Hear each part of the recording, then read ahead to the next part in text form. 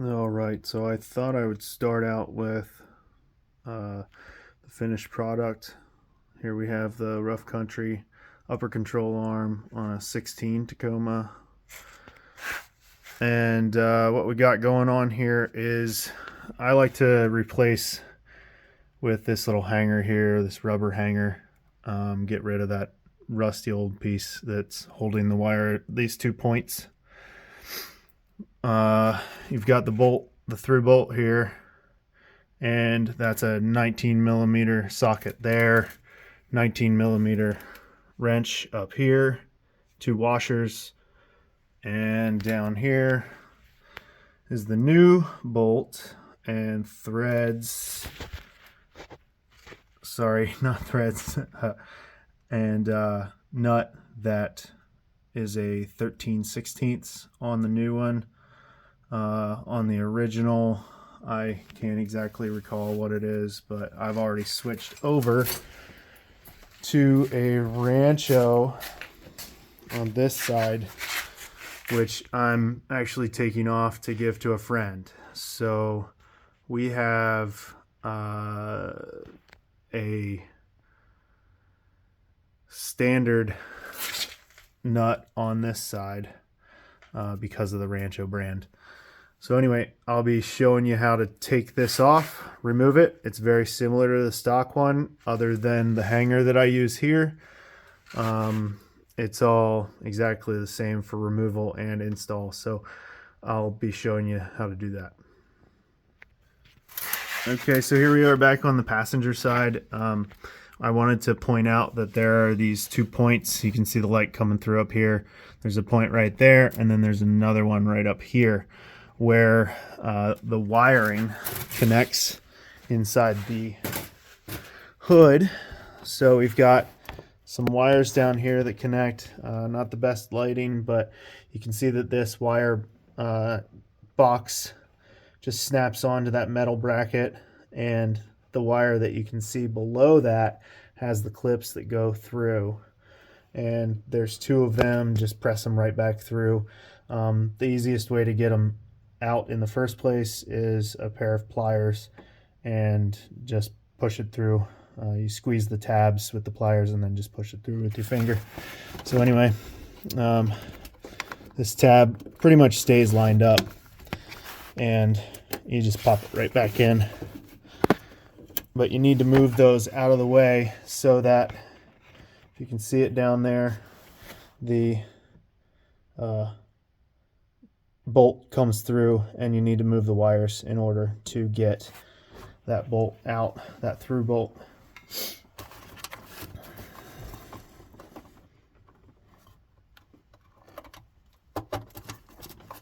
And that just clicks right into place there. Best way to take it off, you just stick your finger right down here. There's a pocket, and you just push it to the side, right inside the pocket right there, just underneath the cover.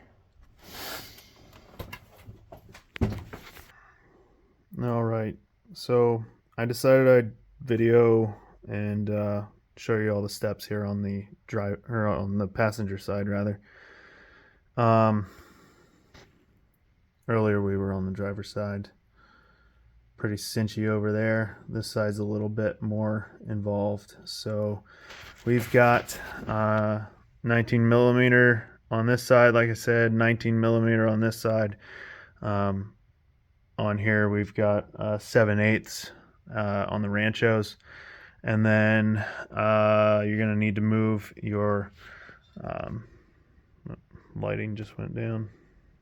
You're gonna need to remove this part of your sway bar end link.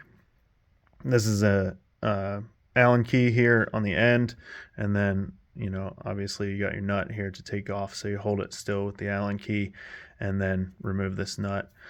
The issue on this side is the end of, or the head of this bolt, as it's coming out, will hit the body. So to go back in without doing too much damage or too much body bending, you have to grind off the edge of that nut in order to get it back in. and I'll show you what that looks like in a little while. So I'm gonna go ahead and get started by taking off the snap pins here. You got a snap pin there, you just fold that down out of your way. Same thing on the other side. You've got a snap pin here, you got a snap pin down here on the side of the metal, and then another one out here on the end. So then you pull that flap out of the way so you can get your tools in. I'll show you each step here. I don't have all the fancy camera stuff that everybody else has, so I will show you. I've done this before, so I'm just kind of completing the same process and know exactly where this is going to come out. So I've got a wire. Let's see if we can get a camera angle on there. We've got a wire down in here. There we go. So as you can see, there's a wire to the left of that silver hose. That wire is connected with those same style clips as they are on the driver's side. Pop those clips out, and then you can get that wire out of your way. Now the issue is that let's see, bolt comes through right about at the bend of that hose. You don't need to move it out of the way.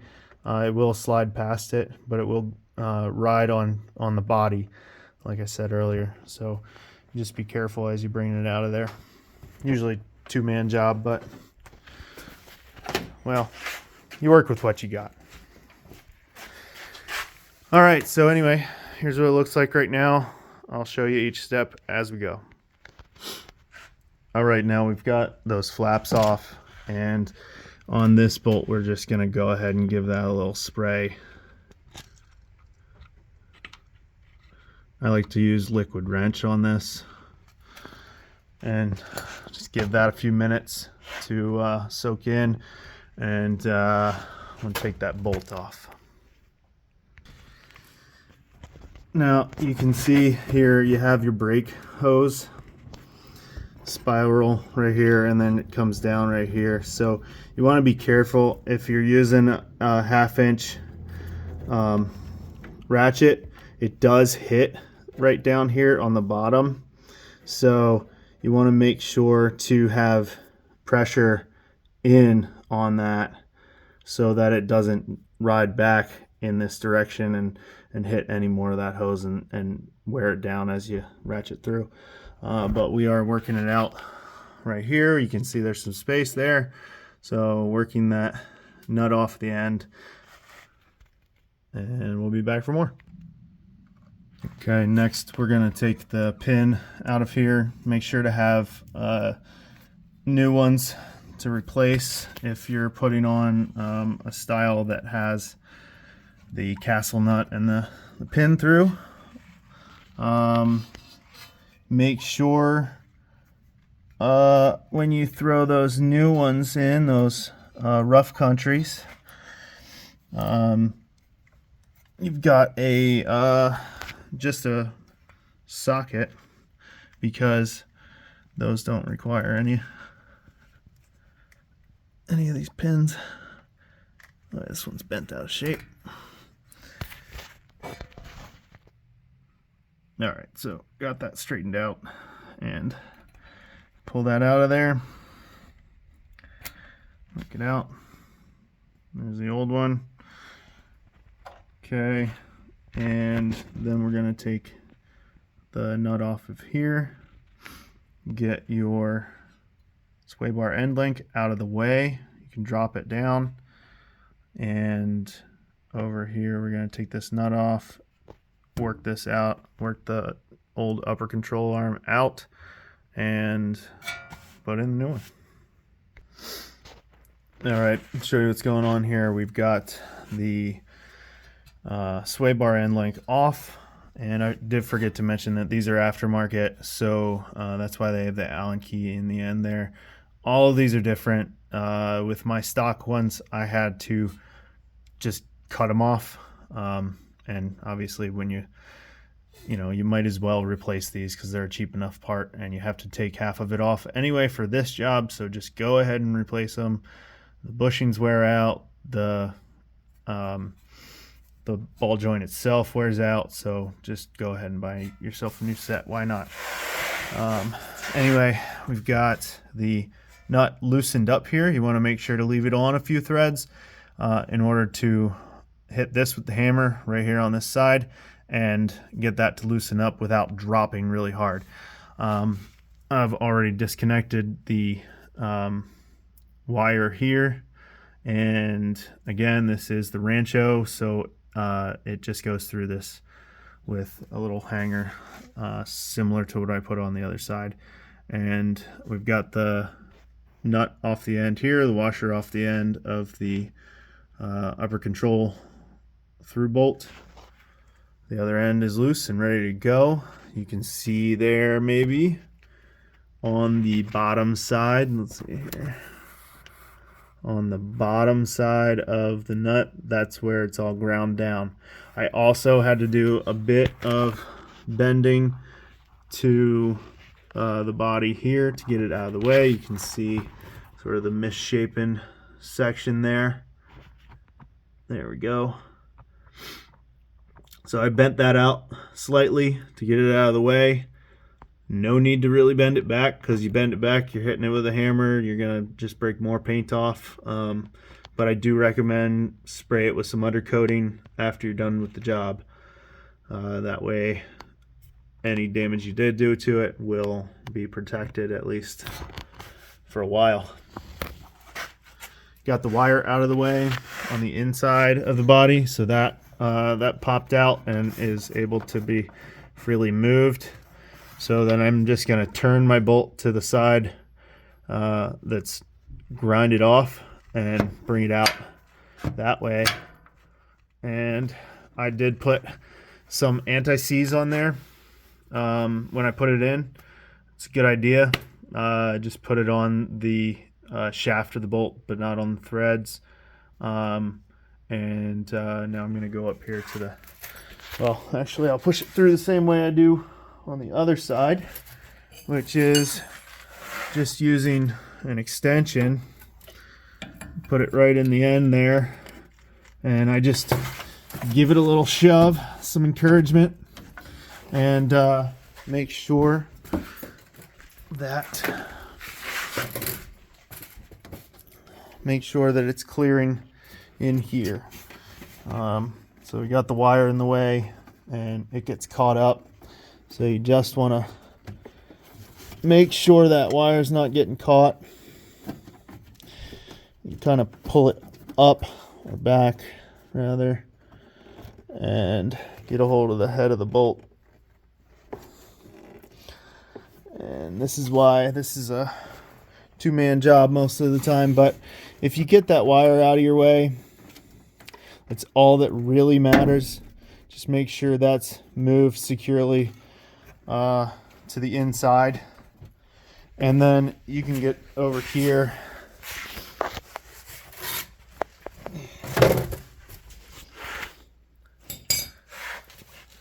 oops, I forgot to free that up. Anyway, give that a good tap. It's free. Pull that off. I like to just grab that with my knees and catch it down here, and that way it doesn't go too far. You can just kind of sit it there freely and make sure it doesn't move too much on you. You've got your brake line here, so you make sure it's not pulling too hard on there, because you don't want your brake line ripping. Now, do you? All right.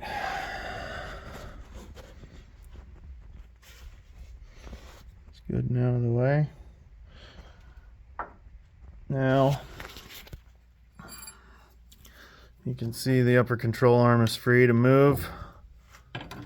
Go ahead and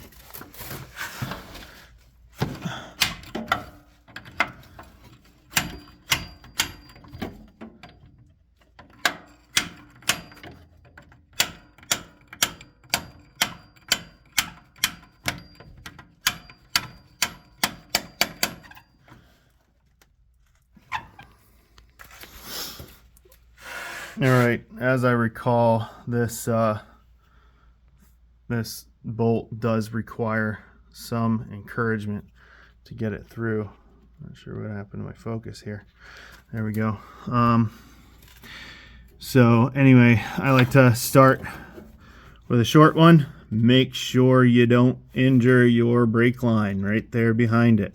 So start with a short one, give it some encouragement with a hammer, and then tap that long one in there after it gets driven further through. Again, making sure you don't damage that brake line. All right, gotten that bolt through far enough now that we can reach it. So just gonna reach down here and get a hold of it. Now, once the threads hit the top portion of that upper control arm, it gets a little tighter, which is usually why I like to have two people here, but try your best to be able to reach both.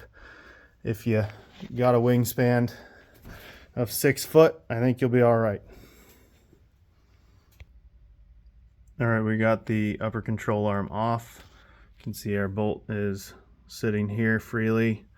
Got our new rough country upper control arm. We're gonna put that in there. One thing I did want to point out is the washers. You'll see that one side is divoted in, one is out, so you got one side that's convex, one that is the opposite. Anyway, you're gonna put that on in this orientation on this side, so the imprinted side with the hash marks, that is your outside, and the other the inside that goes up on the against the rubber, they don't touch. So as you put that on there, you will see that gap. That's okay. Don't put it on the other way. You don't want to compress up against that rubber. So it actually, what you're doing is you're tightening up the metal to metal contact on the shaft that runs through here. Now again, I do like to have anti-seize on the shaft of the bolt as it goes through, just so you prevent all the buildup of rust in there, and it's gonna be able to get freed up easily the next time you have to do this, because, well, in the North Country that happens a lot. So there we go. All right, just like coming out,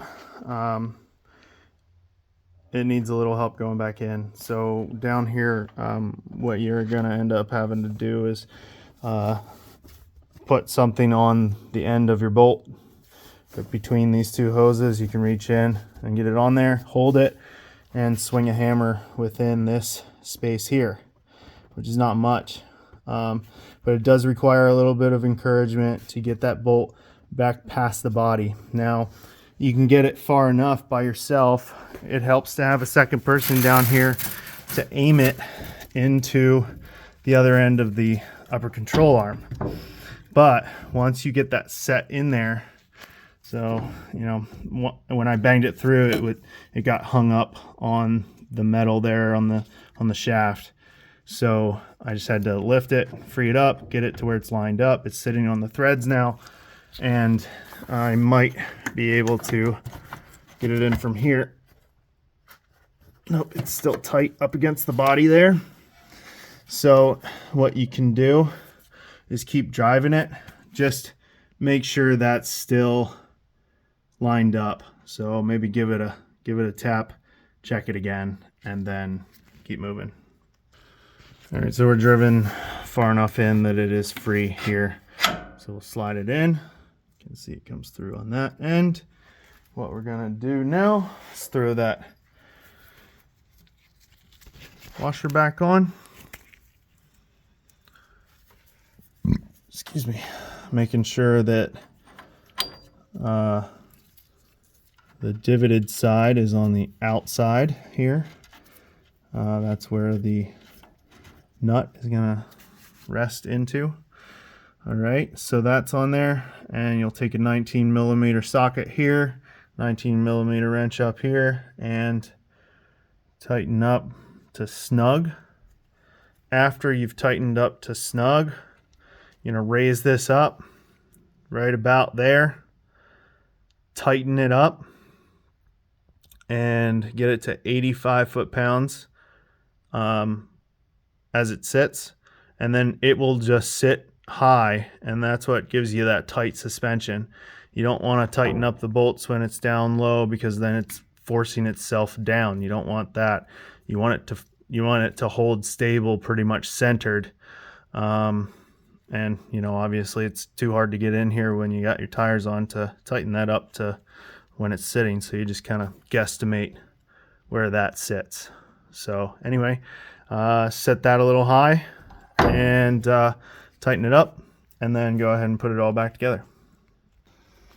Okay, as you can see, this is how you want it to sit, up a little high, right about, that's a little bit too much, but anyway, right about there. You can see I still got my ratchet on this side and ready to tighten it up. And so you just want to tighten this down to 85 foot-pounds, tightening up metal to metal, which just causes that to stay tight. All right. Back we are with some anti-seize in here. Put a little bit on the threads here. Don't want that to seize up, but I like to put it in here for the shaft so that that doesn't get too locked up. We get a lot of rust up here in the Northeast, and want to make sure that that doesn't get too locked up, that you really have to hammer on it and pry it out or whatever. So a little bit of anti-seize on this guy, and that slides back in. Now the one thing you got to make sure you do, so that's back in. We'll just go ahead and throw the nut back on the end. One thing you want to make sure you do is have something to pry down on that upper control arm. So what I like to use here, my trusty old fork. That's all I've got, really. I don't have one of those fancy flat pry bars for automotive, but you know, this at least on the stock springs is protected right here so that you can pry on it. Pretty cool design that they put it on those Bilsteins.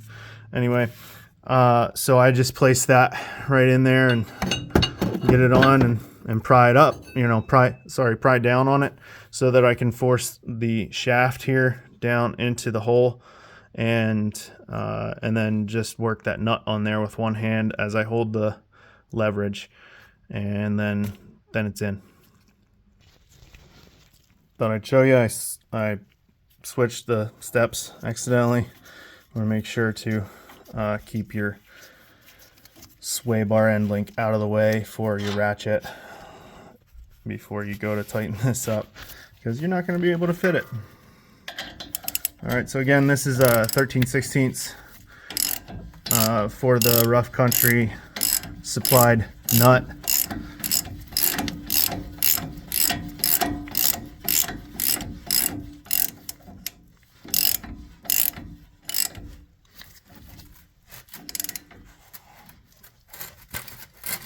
I believe it is 75 foot-pounds for this one. I don't remember exactly, but get it on there nice and tight. I'm going to do that now. All right, so got everything back on here. I don't have a torque wrench, so didn't put any of this to the actual specs that I mentioned earlier. But if you don't have one, just always return to, take the wheel off, return to it, and make sure to tighten everything up after about 100 miles, and then you should be good. So Just always come back and check if you don't have a torque wrench to get it to exactly where it's supposed to be. And then we put the hanger. Like I said, I like to use these. Pretty simple. You can pick them up at the hardware store. The Rancho comes with one.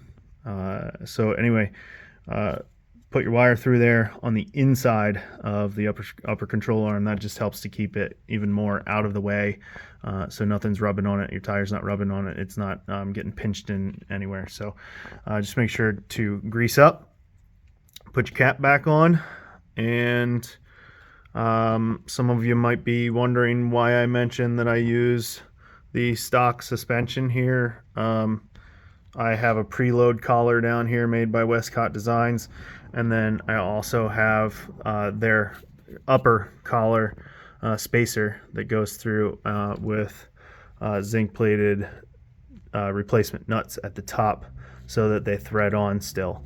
All that's yeah, that's it. So I just stick with the Bilsteins. I don't do a ton of off-roading. I just like to have a good looking truck, and I do a lot of construction, so I like to have suspension that can hold up to the weight and the abuse that I'm putting my truck through with the extra load. So anyway, that's what we got going on there. That's done. Wires clipped back in. You got your covers clipped back in, and voila, rough country upper control arms installed.